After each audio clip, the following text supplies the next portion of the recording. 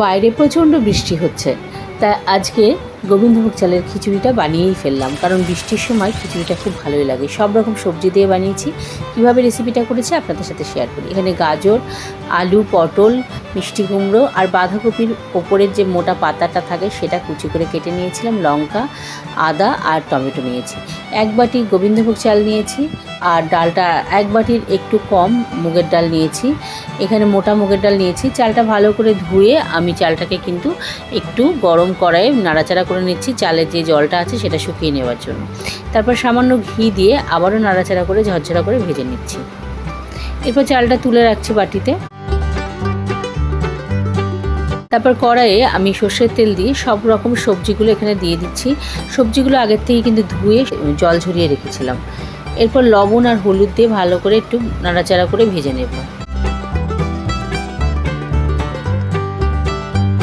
একটু ভাজা ভাজা হয়ে আসলে আমি মুগের ডালটা ধুয়ে রেখেছিলাম সেটা এখানে দিয়ে দিচ্ছি এবং মুগের ডালটা দিয়ে সবজিগুলো দিয়ে একটু ভাজা ভাজা করে নিয়ে বাঁধাকপির যে পাতাগুলো কাটা ছিল সেগুলো আমি এর মধ্যে দিয়ে দিচ্ছি। এরপর একটু নাড়াচাড়া করে ভেজে নিয়ে আমি জল দিয়ে দিচ্ছি। এখানে কিন্তু গরম জল ইউজ করেছি। আর এই কড়াইয়ের মধ্যে সবজি দিয়ে ডালটা কিন্তু ফুটলে অনেকটাই বেশি হয়ে যাবে এবং কড়াইয়ের মধ্যে ধরবে না, তাই আমি প্রেসার করে দিয়ে দিয়েছি। ভালো করে ফুটিয়ে নিয়েছি এবং ডালটাও সেদ্ধ হয়ে এসেছে দেখুন। এরপর আমি ভেজে রাখা চালটা আমি এর মধ্যে দিয়ে দিচ্ছি আর একটু টমেটো দিয়ে দিচ্ছি, দিয়ে ভালো করে নাড়াচাড়া করে নিচ্ছি। এর মধ্যে লবণ আর হলুদ দিয়ে ভালো করে ফুটিয়ে নিয়েছি। চালটা মোটামুটি সেদ্ধ হয়েছে, পুরোপুরি না। এই অবস্থায় আমি কড়াইয়ে সর্ষের তেল, লঙ্কা, শুকনো লঙ্কা, কাঁচা লঙ্কা, আদা,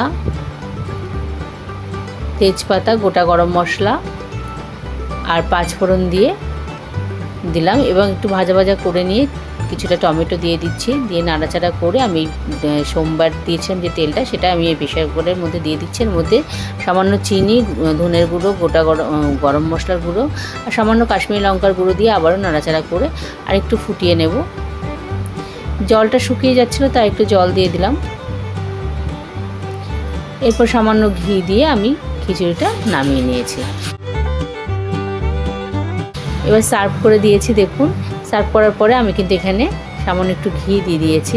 এভাবে রেসিপিটা করে খেয়ে দেখবেন, খুব ভালো লাগবে। নমস্কার।